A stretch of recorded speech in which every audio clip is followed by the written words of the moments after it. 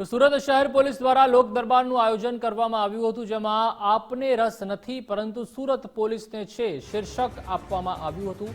Police commissioner અને મુખ્ય સરકારી વકીલ દ્વારા સમગ્ર આયોજન કરાયું હતું। કતારગામ પોલીસ સ્ટેશનમાં લોકોને સાયબર સેલ દ્વારા માહિતી અપાઈ। ભોગ બનેલા લોકોને કોર્ટના ધક્કા ન ખાવા પડે તે સંદર્ભે લોક દરબાર યોજાયો। 170 જેટલા લોકોએ 38 લાખ જેટલાની છેતરપિંડીની ફરિયાદ આપી।